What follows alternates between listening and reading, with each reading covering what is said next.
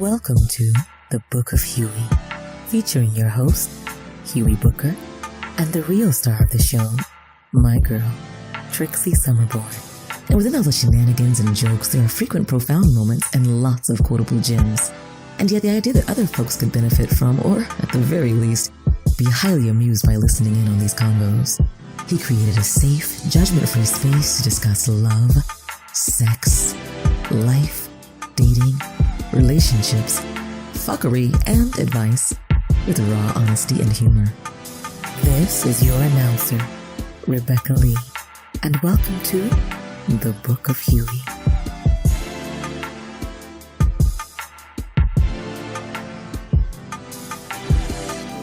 After waxing poetic about Trix being ratchet and righteous, Huey once again reasserts that he's holy and virginal. You might believe him one day, maybe. And just to set the record straight, I would serenade Trixie all night long. And I like Cardi B though, damn it! Okay, alright. The Book of Huey, Chapter 1, Verse 4. Never let anyone else's assumptions and projections define you. Surround yourself with people that will support and reinforce the truth that you own for yourself. Know where your boundary lines are. You control your experience, feelings, your responses to those feelings, as well as what and who you want in your life. You are your own gatekeeper. When someone mistakes your kindness for weakness, speak up and remind people of just what they not gonna do. People need to know when they've tried it and when you've had enough. And now, on to Huey and my girl Trixie with today's episode, Chapter 1, Verse 5, Sponsorship. You got me or no?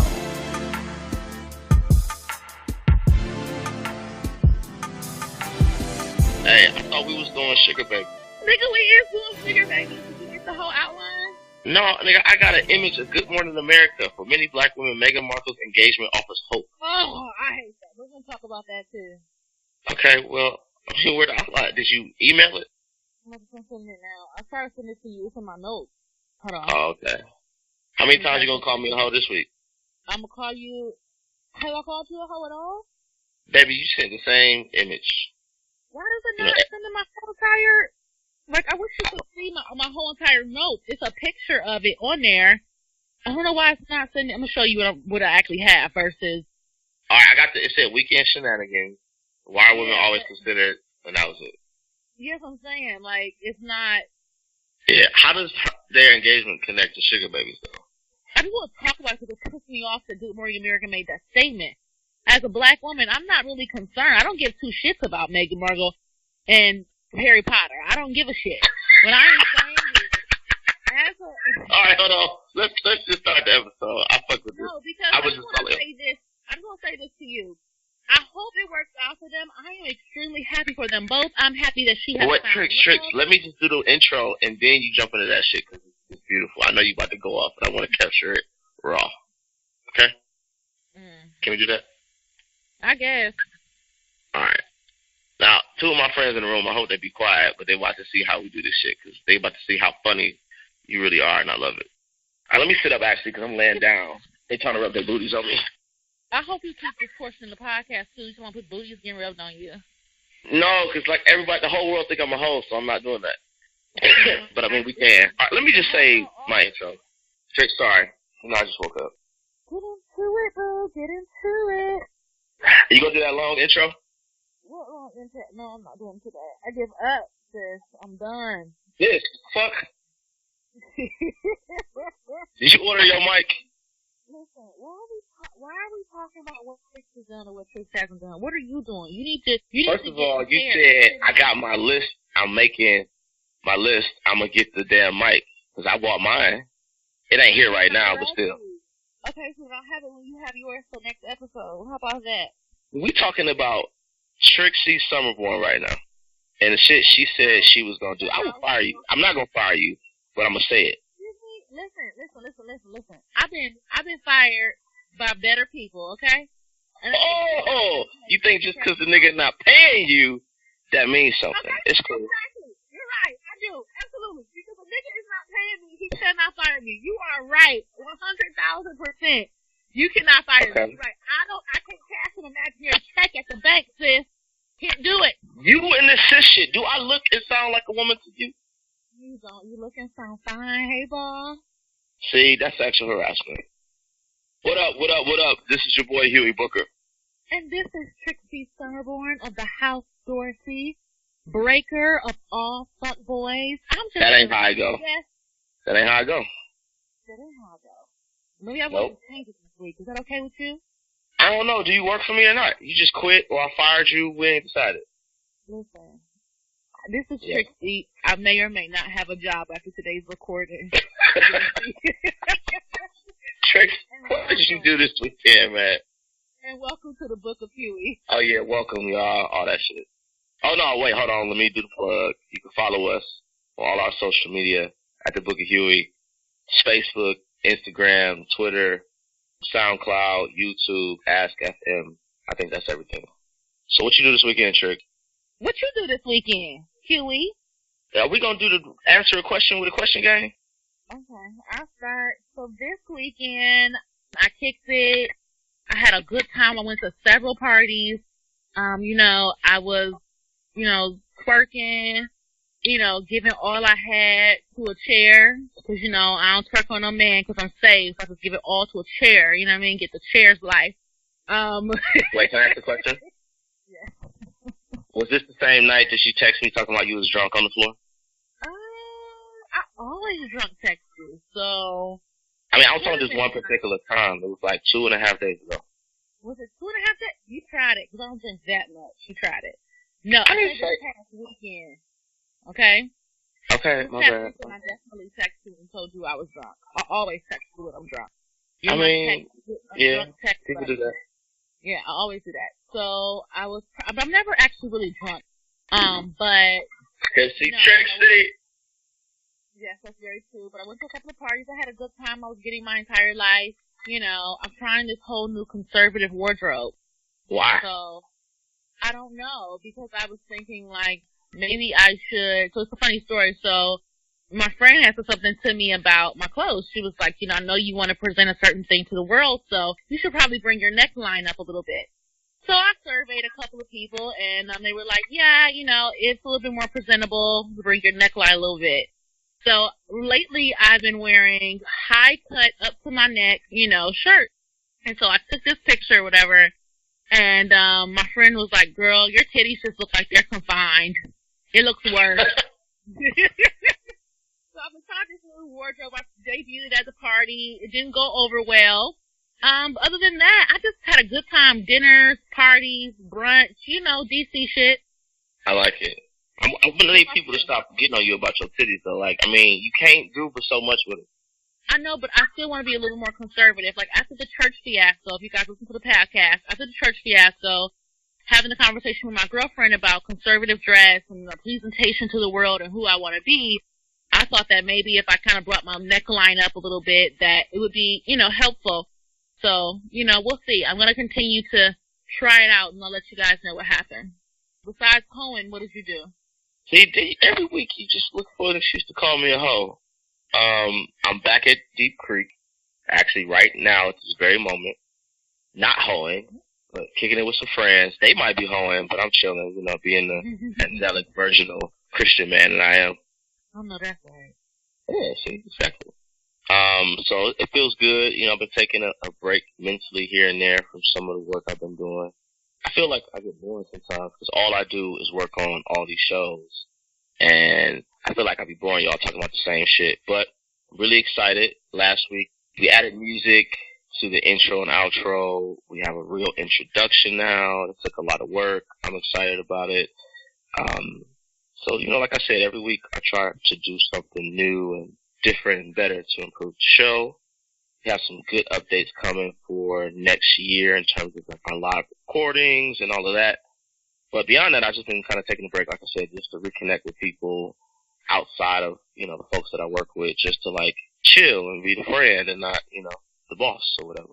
So pretty much what I'm doing right now. I just woke up not too long ago and I feel fucking great. I think one of my friends by the name of Trixie Summerborn promised me a whole tray of mac and cheese, but I don't know. I think As I told you, I would make you some macaroni and cheese. Like I said, I have a friend who waited 8 years for his.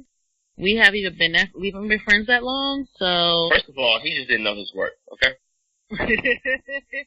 So you're worthy of macaroni and cheese. I feel like you know the answer to that. That's true. I promise you, and to all our listeners, I will make you a pan of macaroni and cheese so he can eat by himself because I am on a diet. How about that? Good. As long as it ain't no vegan like I like real cheese, you know what I'm saying? You can make a fat ass pan of macaroni and cheese. It'll be all the cheeses. Some you won't recognize because, you know, I'm a cheese mixing expert. All right. Okay. Some you may because you think that you're a chef and you have all these thirst trap videos that you post all over social media. If you guys don't right now, please go follow Huey Booker on his social media platforms, Facebook, Instagram, and Twitter. Also follow us at the Book of Huey on all the other social media platforms. But if you get a chance, you'll see Huey create chef videos where he's thirst trap cooking, you know, so the ladies think that he's gonna cook for them. But really, all of that food is for me. Y'all not gonna get any. It's a thirst trap. Listen, I be hungry. I mean, well, okay, sometimes I do it for the likes, but I can really cook, though. You know what I'm saying? Like that last spicy lime Thai curry chicken and shrimp was the shit. Oh, with coconut cream. Don't forget the coconut cream. I forgot the coconut cream. Well, you make me the coconut cream shrimp, and then I'll make you a pan of macaroni and cheese. How about that? Can you add some crab and lobster to the mac and cheese? And I think we gotta do it. What do I look like? Listen, I'm not doing all of that. I'm making you some down-home, old country-ass pound of Kerrygold butter, you know, white pepper macaroni and cheese. You're going to take that. Oh, that heart attack mac and cheese. Yes, you are. You're gonna die. And I use heavy cream, so it's just like death. It's death in the pan. So you want it or not? I mean, I feel like I've been asking for it, so yeah. Yes, you need to get you somebody to cook for you. You want somebody to cook for you. You want somebody. Yeah, you want a lot. I mean, you want somebody. Hey, like you know your worth. You know what I'm saying? Huh? You do know your worth. Exactly. Speaking of worth, today's topic is sugar daddies, mommies, and sugar babies. Sponsorship. Sponsorship. I like that better because I feel like sugar daddies, sugar mommies, all that's a little bit. You got too many variants, you know, because you got Splendor daddies who ain't trying to touch on your booty. They just want to spend time with you. And you got some extreme sugar mamas that they just want all the dick. Yeah, I just feel like, you know, for me, like, I need a Splendor daddy or aspartame daddy. Like, I don't want to give any sugar at all. I want a diet Coke, diet-free daddy. Like, you don't want anything from me but my present. You see what you want from him? What would I want from us? If I had a choice, really, truly, in all seriousness, had a Splendor daddy, you know, there's nothing in life free but salvation, correct? True. And that was bought with a price, okay? So my time is not free. I would need a coin for my time. So, you know, a solitary coin or a Bitcoin? I'm gonna tell you, I want a shiny coin. I would like monthly expenses for like my home, maybe like, you know, clothing expense and a little travel expense budget. All in exchange for my time, my presence, and my fun. Know your worth. You know, I feel like if I had a sugar mama, I've been actually, you know, my prayer in 2016 was for a sugar mama. And actually, no, my prayer in 2016 was for a sugar mama. So do you know, I had this lady at my job. She was a little older. She might have had a crush on me. I posted about her here and there. She would bring me candy every day at work. And then after a while, I was like, fuck, man, she bring me all this old people-ass candy. Actually, some of it wasn't old candy, but it would be like Hershey's dark chocolate shits. And I mean, she was the sweetest thing. You know, had I been a little older, you know, cool, she was cute. But I don't really do those things, you know, with coworkers and shit, not anymore. But after a while, I was like, fuck, man, she bring me all this candy, it's weird. I was like, fuck.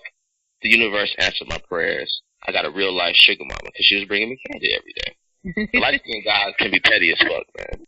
So let me ask, what's your idea of a sugar mama? So, like, not literally, I guess, giving you sugar, but if you could just choose and say, okay, I want a sugar mama, what does that look like for you? I want probably a few sugar mamas, because my sex drive is pretty high, who may be going through the change and their libido is going through the roof, and they're like, listen, bro, come over, put it down on a regular basis, and here's a stipend. I mean, the stipend is like the cherry on top. It's like the tip. But if I could get the first part, the regular sex drive part, I'm happy. Like, drop it on me. I want the sugar. So I'm saying, like, but that's all you would want, though, right? Like, you would be okay with not getting any money from that person. It wouldn't necessarily be like a requirement. You know what I'm saying? Shit, I go to work. I pay my bills for the most part. Sometimes on time.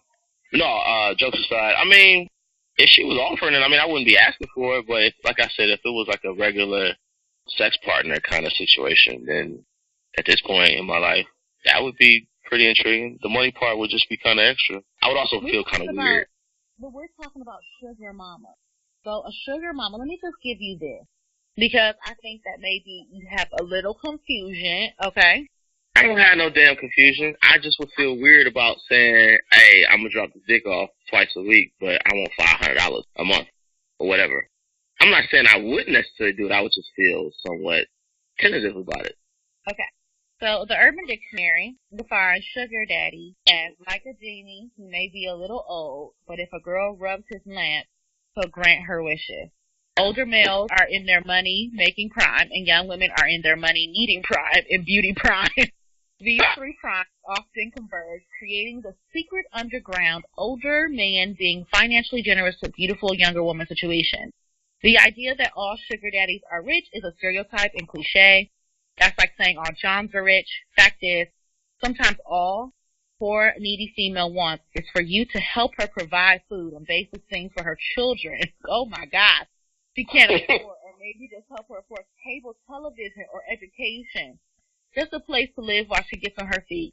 It's not how rich you are that matters. It's how poor she is that matters. Poor females are very open to sugar daddies of all income brackets. See, that shit went left in the way I wasn't expecting. I don't know if I should comment on that. No, we can comment on it. So by definition, this is what they're determining a sugar daddy is. Someone that provides some type of financial gain for a woman, right? Or a man. You know, sugar baby can also be a man. And so understand what they're saying because money is subjective, right? So I could be someone where I am financially thinking that, okay, a sugar daddy needs to provide me $5,000 to $6,000 a month for, you know, monthly expenses, travel, and clothing expenses, right? But then you may have another one like $5,000 a month. You mean for my maid service? You know what I mean? So I guess it's just subjective. But it's so interesting how they put it that all sugar daddies don't have to be rich. Would you be okay in a situation where you are getting money from a woman? Because I think you really do want money from a woman. When you ask for a sugar mama, you're not just talking about cougars having sex. Those are two different things. Well, okay, let me rephrase. If I had an attractive older woman come to me and say, look, I like you, trying to get it in, I'm also going to take care of you, little big daddy, because you little big daddy. Okay, cool. Here's your allowance. Come over 2 to 3 times. No, she just will say, these are the nights that you are to come over. I'm going to cook for you. You're going to put it down for me. I'm going to make sure your account is right. Hell yeah, I would do that. I mean, I'm not going to just do that with nobody who look like a foot. Or, you know, but if she's attractive and she's offering all that extra, then yeah. I mean, more than likely, I'd probably still date her anyway. But if she's trying to do all that extra shit, yeah, I'd take it. But I'm saying, like, we're talking about sugar mamas. Like, I don't want a sugar daddy. But I said, if I had a sugar daddy, these are my requirements. So I'm asking you, if you had a sugar mama, what are your requirements? If I had a sugar mama, I want a set schedule. Like, these are your nights.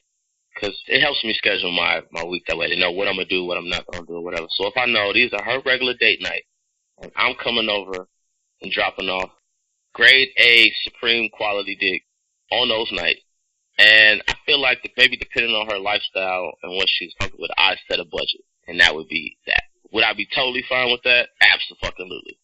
I would. What if your sugar mama said to you, you can't date anyone else but me? See, I don't think we necessarily talk about this. I don't believe in, like, pre-monogamy.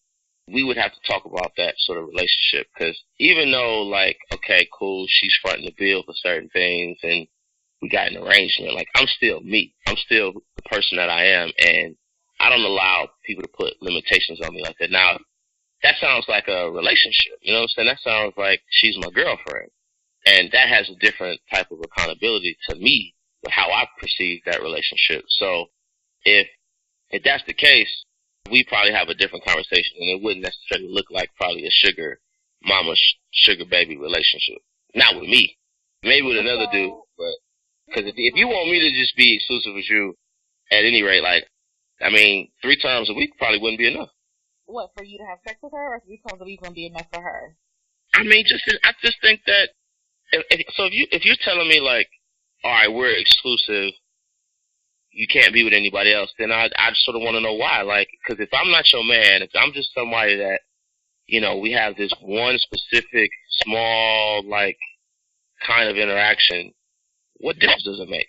Like, if we're protected, like, I would just be curious. I just have a bunch of questions. I wouldn't just say, oh, okay, sure, I'm going to give a blind yes. Like, I don't even live my life like that. I'm inquisitive. I just have questions.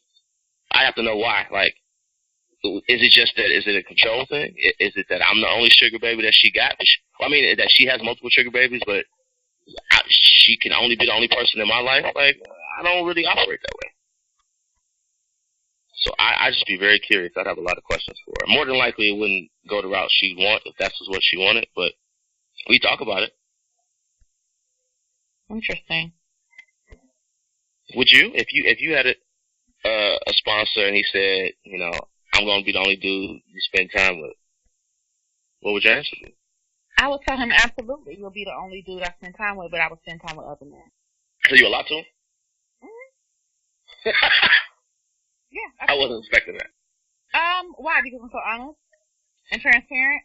I just would assume. Well, I'm saying, why would you lie? Yeah, like, actually, that wasn't what I was thinking, but why would you lie? I wouldn't lie. Yeah, you wouldn't lie, but I would lie. But why? Because at the end of the day is I'm providing him my time, my energy, my presence. So if he asks me, like, I don't want to see you with any other men, or I don't want you dating other men while we're dating, I would say, okay, daddy. And then I would still date other men, and that's just what it would be. So you would just ruin a chance for the money? It would be, first of all, this arrangement is all about money, right? My goal, of course, in that situation, he needs to keep me happy by providing money. I need to keep him happy by providing a fantasy I would actually want to date his old, wrinkled behind. You see what I'm saying? So we both are providing each other with a service. So I'm not going to, like, you know, ruin your fantasy or ruin, you know, our arrangement by telling you the truth. I see. I respect you enough to lie to you. Oh. Okay. I'm going to let you live. You can have that. I remember when a man I used to be in a relationship with told me, I lied to you because I love you. And I just sat there for a second, and I had to really dissect and kind of understand what that means. Like, I lied to you because I love you. I love you so much that I'm going to lie to you. I'm not going to tell you the truth about what. And you know he was full of shit, right? That is so sick. But I had to sit there at that moment like, what the hell does that mean? Yeah, I wouldn't want to ruin our relationship. Now, would I have, when he's, let's say he's, hopefully he will be out of town, he'll be busy, hopefully he will have multiple sugar babies. When he's in town, would I, like, make sure that he's my priority? Absolutely. Or when I'm in town, would he be my priority? Absolutely. I wouldn't disrespect my hypothetical sugar daddy by, you know, dating, being or talking to or interacting with other men while he's in my presence. Unless I wanted to get a little fun, I make him a little jealous. You know what I mean? But other than that... He like that shit. Huh? So you better hope he like that shit. So what happens if he doesn't? I mean, that's the thing. He might cut your ass off. Sponsorship over. So he'll cut me off. I've been getting my monthly expenses from him for hopefully, you know, enough months where I have saved all the money he's given me. And I'll be fine. See, I like that line of thinking. Well, I think this is also important, right? If somebody's going to enter into, like, a sponsorship type relationship, you just need to know what your rules and boundaries are. Like, what's the amount? What's the cadence? What are the do's and the don'ts? And, like you said, if it's more of like a fantasy type thing, how do you play into that? That wasn't necessarily my first mind, because, I mean, I don't necessarily need the fantasy. Like, if I had, like I said, an attractive, older woman, well, at this age, I mean, she could be shit my own age, but She's like, listen, I'm going to help you. I know you're going to come up. I'm going to give you this allowance, but I need this regular dick. You need to come through at these days and these times. This is my schedule. Do not be there. I would absolutely take that. So I don't necessarily need the fantasy part. Come over. If shit, you're cooking for me. You got the food or the groceries and the wine. I cook the food. We eat. We fuck. We talk. I'm out. You make your deposit because I'm making mine. That's all I really need, honestly. If I were to enter in that type of situation, which I would. I'm not against it. You're giving her a fantasy of some sort, right? Like you're giving her fantasy of having you when she wants you, whether it's a control thing, you know, saying you better be here, you do not cancel on me. Like you're giving her what she wants. You guys are both giving each other what she wants. I'm saying personally that I am giving a fantasy to him, but we all have boundaries, right? So what would be some of your boundaries in that type of relationship? I mean, honestly, it's the same I would have in any relationship. Respect. Like some men kind of like that whole like being dominated thing, called out their name, and that shit does not make my dick hard. No, honestly, it'd just be as simple as shit. What I just assumed her boundaries would be: if we meet every week, Tuesday and Thursday at 8 o'clock at your house, I will be there on my way to make sure that I'm there before or on 8 o'clock every week, Tuesday and Thursday. If some shit changes, you need to let me know before I take my way all the way over to your house. I mean, other than that, like, I'm just real easy with it. So I think some people have a lot more mental preparation for certain things. Like, I'm ready. I'll stay ready. You stay ready for what? To entertain your sugar mama? I mean, just really anything. Like, if I make a commitment to something, like, what's a good example I could give? Like, I remember I had a girlfriend. We lived together. And, like, morning sex is my thing. I really like it a lot for numerous reasons. And I used to always tell her, it's like, okay, you know, if you want it, you just, start. Let me know. Like, just take it. She would wake up in the middle of the night, and I'd be like, oh, what's wrong? She's like, oh, nothing. And then 2 minutes later, she's like, oh, baby, give me some. That's really why I'm awake. I just didn't want to bother you. I was like, I already told you, and I've been telling you for like 2 years. You could just start. Like, I'm giving you permission. I'm gonna be fine with it. She's like, are you sure? I was like, yeah. So one time I woke up, she's just like, give me some dick. So I started taking my pants off while I was asleep. Basically, she's like, what? That fast? You ready? And I was like, yeah. This is not a game. Like, why would I say it if I didn't mean it? I know there are people out there who just do a lot of shit talking. I just don't happen to be one. Anything I say, I fucking mean it. So when I say I'm ready, like, I'm ready. Like, somebody can be listening right now. We can chop it up. We find each other attractive. She's like, all right, come through right now. It's a wrap. What I gotta play around for? What I gotta waste time for? I done almost died a few times in my 20s, and I think that really changes your perspective. Like, I'm not playing games. Like, I wanted to do a podcast. Chopped it up with you for a few weeks to get you on board. We started this shit right away.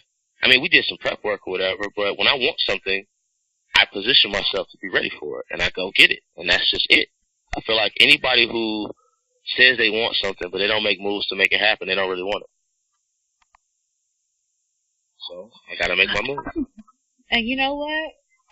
You don't have to get ready if you stay ready. Exactly.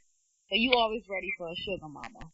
I would say at this point in my life, I'm a single person, I'm dating. Yeah. Now, if I was to commit to somebody or whatever, I wouldn't, be bullshitting to either the person I'm committed to or the trigger mama. Like, I would just let them know, like, this is gonna end, or this is ending now because tonight I'm about to tell this person that I want to be with them or whatever. Like, I would make sure it wouldn't be a surprise to anybody, because I think regardless of what the arrangements are, people have feelings, people have, there's respect involved, and I wouldn't want anyone blindsided by some shit that I didn't handle correctly. Beyond that, let it fall where it may. Interesting. Now, have you ever had a sugar daddy? Or Splenda aspartame daddy? With that being said, we're going to move on. We are? Okay. I'm gonna let you have that. I'm gonna let you have it. I'm sorry? I said I'm gonna let you have it. I mean, maybe that was a little too personal for you, and that's fine. That's a lot too personal. I will say this. I remember I had a girlfriend. My girlfriend's here. She actually is from Ohio. I'm not going to tell all her business. But we ended up going to a party here, and I noticed, like, a lot of the men were older, but there were also some older women. So I just was like, oh, it's a house party, you know, maybe she just has older friends. I'm sorry, it was a club party, but we went back to like a house.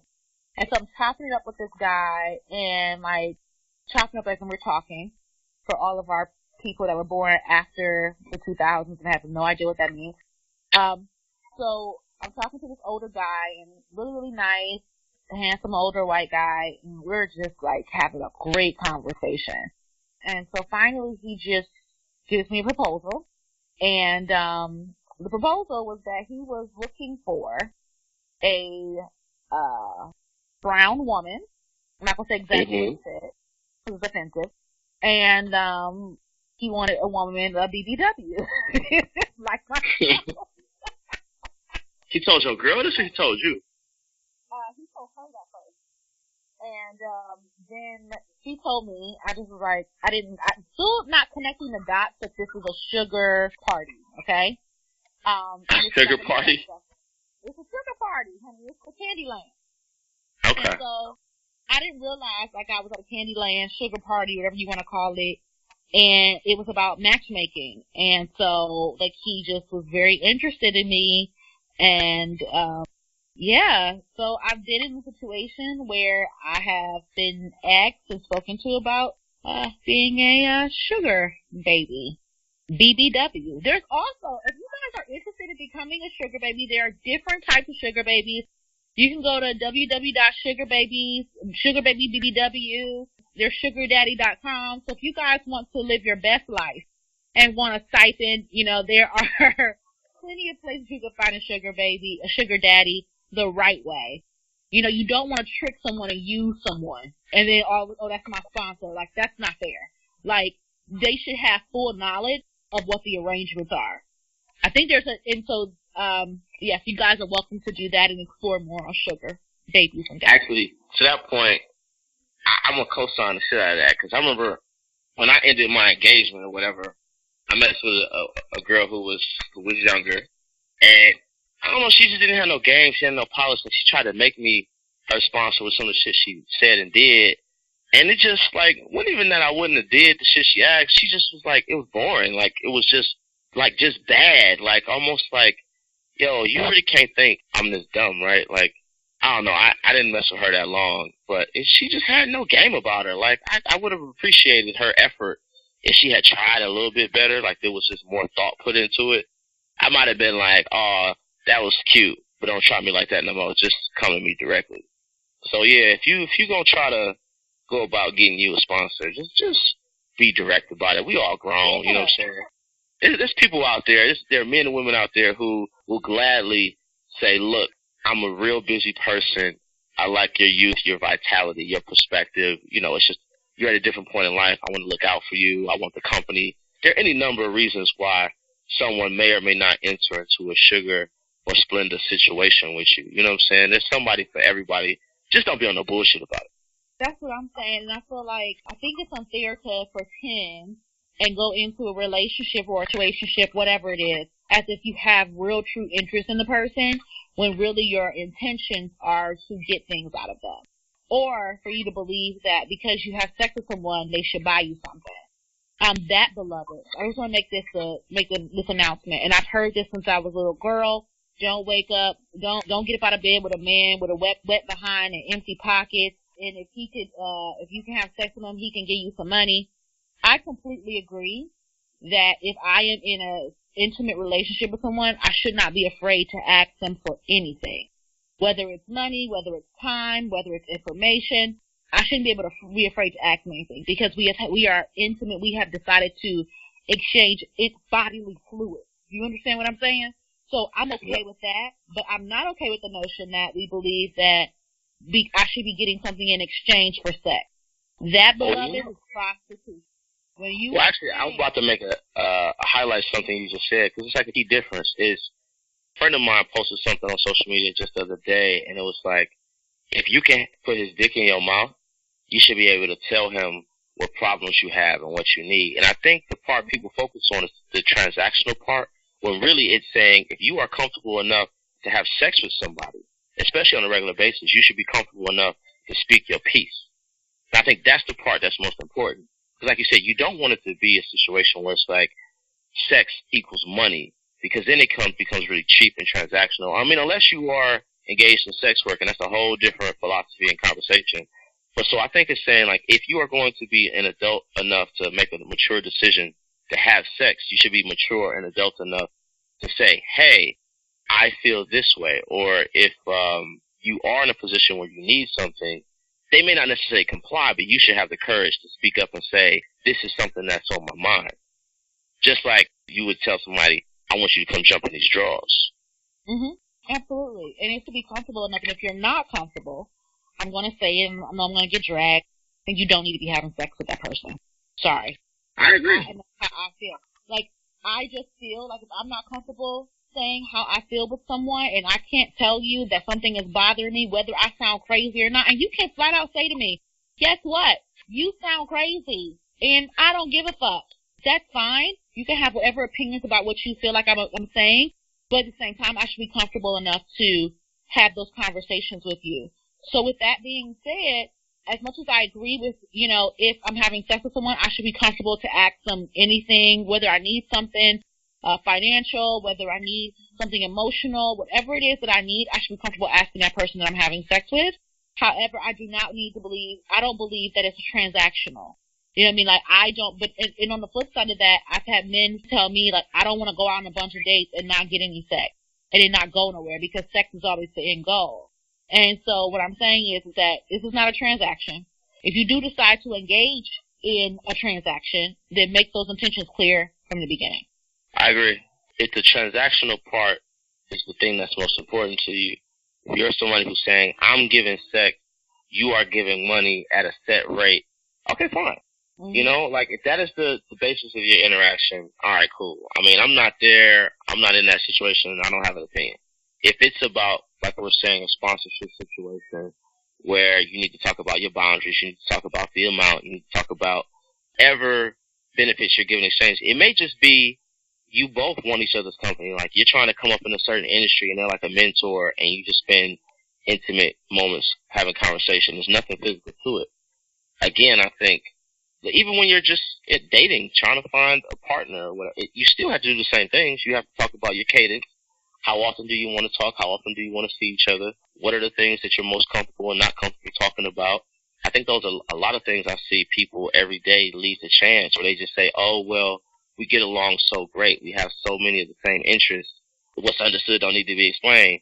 Yeah, but that phrase only fucking works when you got understanding.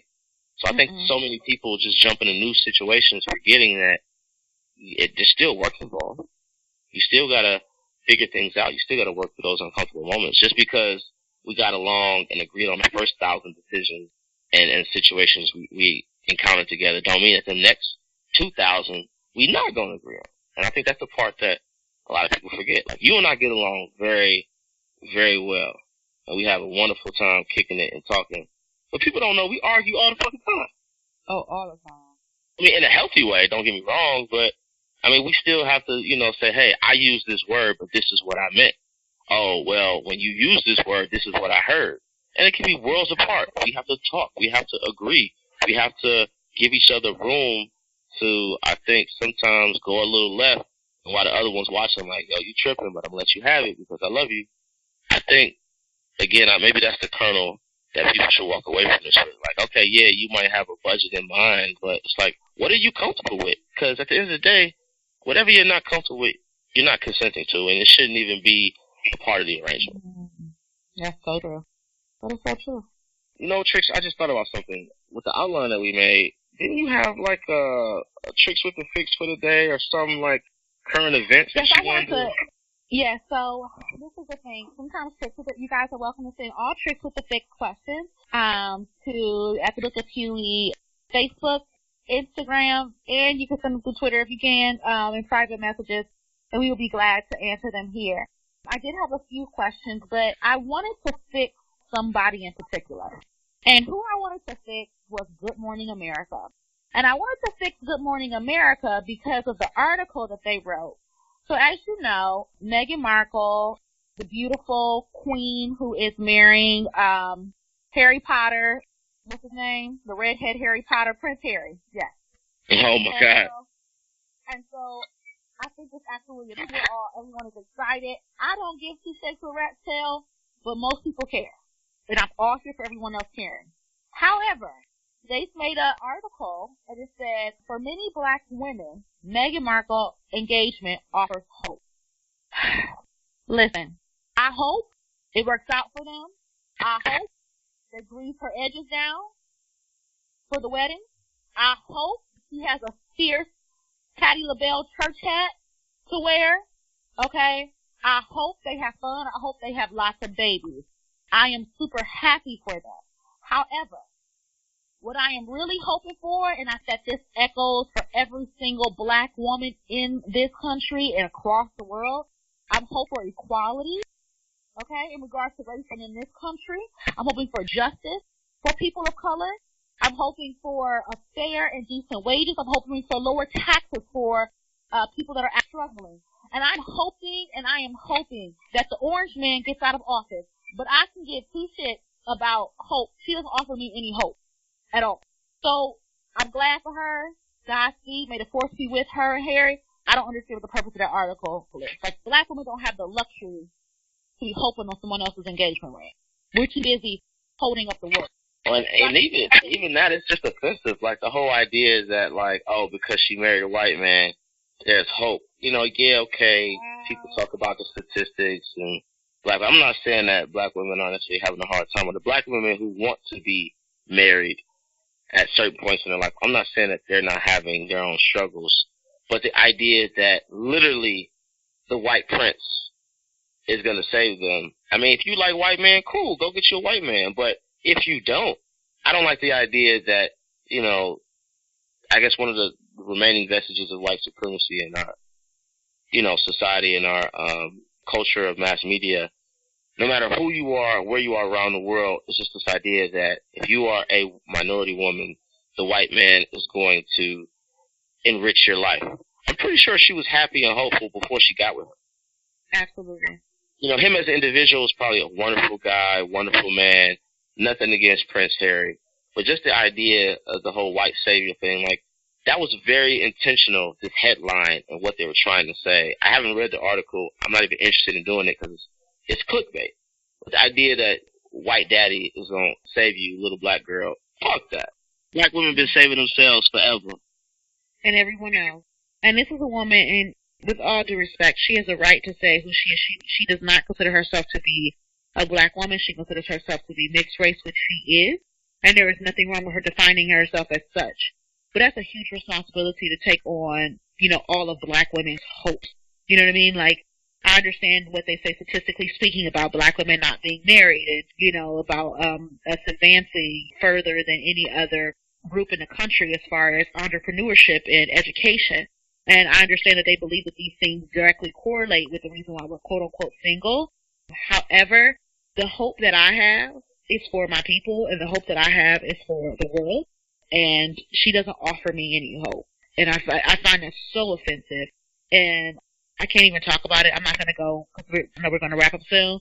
But it was a lot. And I just had to fix them. So Trix did fix Good Morning America. How about that? I mean, you read them. What was the fix, though? I fixed them. Fix them as in read them, fix. Okay. I'm going to fix her. You ever Gotcha. I see. Yeah. The fix is quit writing stupid-ass articles. That's the There you go. If that's your kernel for the day, I feel like you always be like, I'll be all trying to be all deep and shit. Not that I try, it just happens. And you be just like, nah, fuck Good Morning America. They could take all the L's today. They can. I will say this. I feel like, you know, it used to be a time when retailers and news stations really dictate to the consumer how they would feel. Now with the rise of, like, social media, the consumer, you know, dictates the news and dictates it in such a way. So it's so interesting to see that because of the overwhelming amount of love and support that she received, that's what they gather from it. You know what I mean? And so I understand. So I would say this. The title of the article should be, Black Women React to Meghan Markle's Engagement. Yes, queen. Go ahead, girl. You know what I mean? Like, just do some quotes from, like, what you've seen, but let's not say that she offers us hope. Like, I just can't, I can't even. Good morning, America. I fixed you. That's it. That's all Trix has for this evening, because I'm going through it. Go ahead, Huey.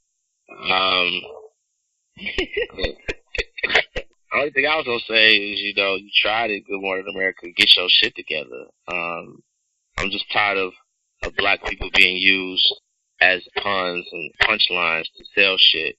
Like, black women have been saving themselves forever. It's a proven fact. Black women don't need nobody but themselves to create some amazing ass things in the world. And for all the black women, all the women out there who, if they want marriage, if they want a man, if they don't want marriage, if they don't want a man, whatever the fuck they want for themselves, history has proven that they can go out, get it, and create some beautiful things. So this whole idea, again, of white daddy, the white prince, black women resting all their hopes into him. I mean, again, as an individual, he's probably like a great guy, but the ways in which they tried to use him, they failed miserably. And I hope somebody in their communications department gets fired twice. Yes, and I will say that he seems to be an amazing guy. She seems to be an amazing woman. And like I said, I do hope that they do well, and I hope they have lots of beautiful babies. And I really, truly, my real true desire is that somewhere back in that ancestry, something comes and pulls out, and they baby come out my color.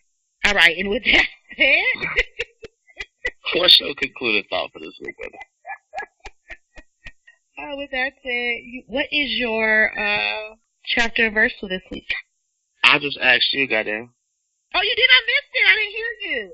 What did you say? Yeah, I said, what's your concluding thought for this week?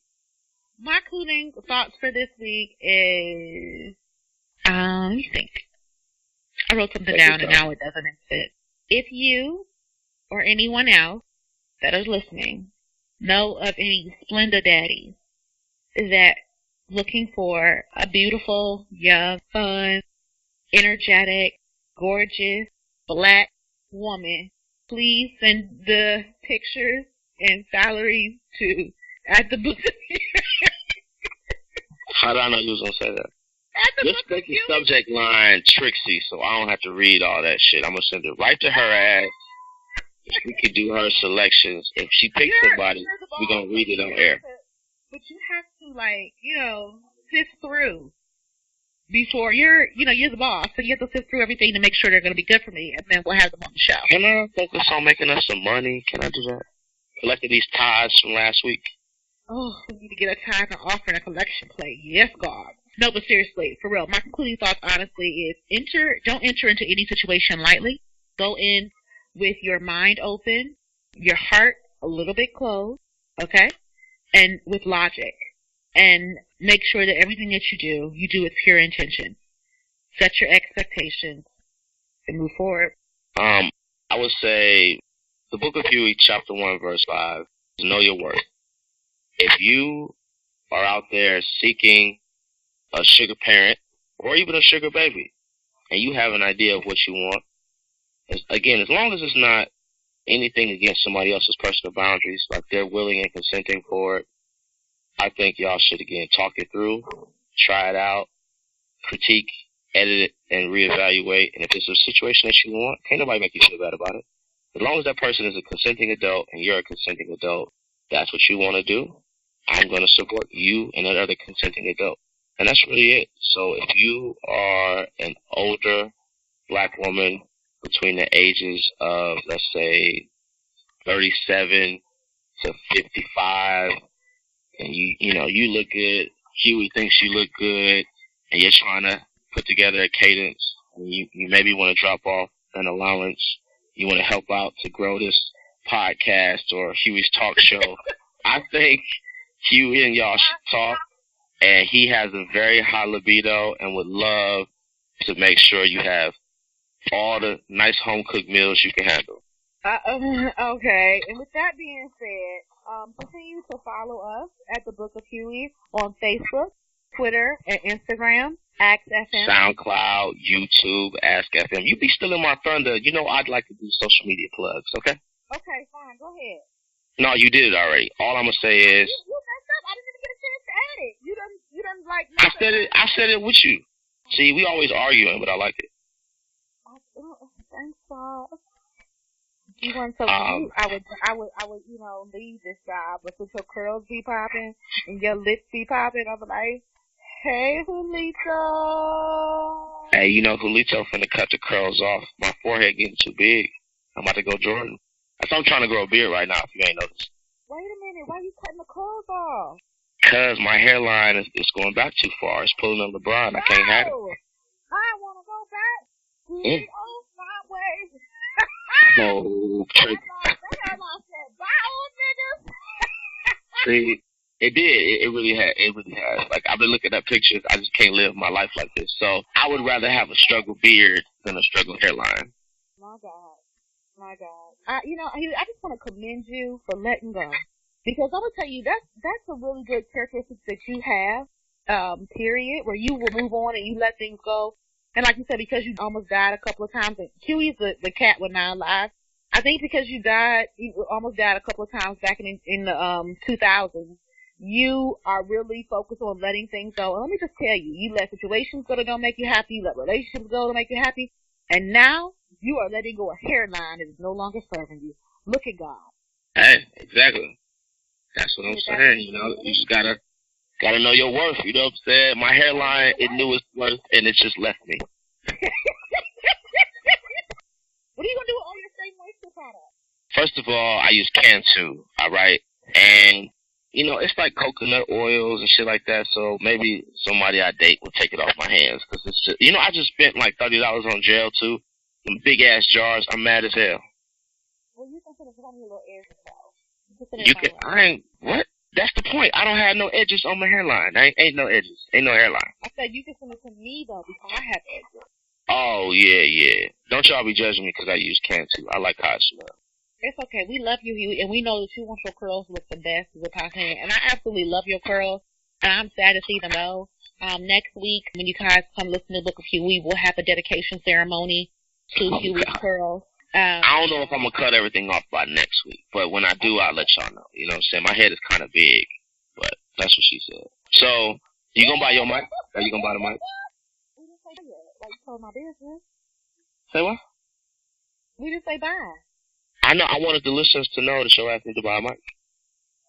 I love you, Six. Have such a good week, baby.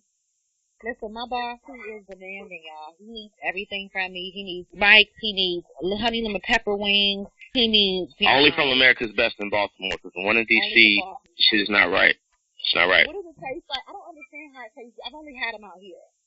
So look, before we go, y'all need to know this. America's Best is the shit.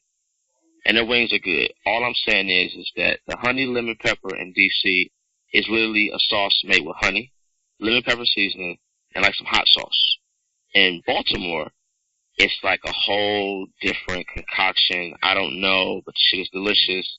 I might go to Baltimore, to see Tricks, but really to order them damn wings. I will have them ordered and ready. If you come to see me, I will have them ordered and ready for you and your pan and macaroni and cheese. How about that? See, when your name is Little Big Daddy, you get that at the Dell service. I like it. You sure do. All right, Tricks. Thank you guys for listening to the Book of Huey. That's right. Everybody tune in and make sure you drop some feedback. Talk to you all next week. Peace. Bye. On behalf of the Book of Huey podcast, thanks for tuning in. Talk to you next week. This is your announcer, Rebecca Lee, signing off. And remember, folks, know your worth. Be like Huey's hairline. When it's time to live and let go, do what's best for you and be out. Sorry, Huey. No shade. You know I love you, little big daddy. Struggle beard and all.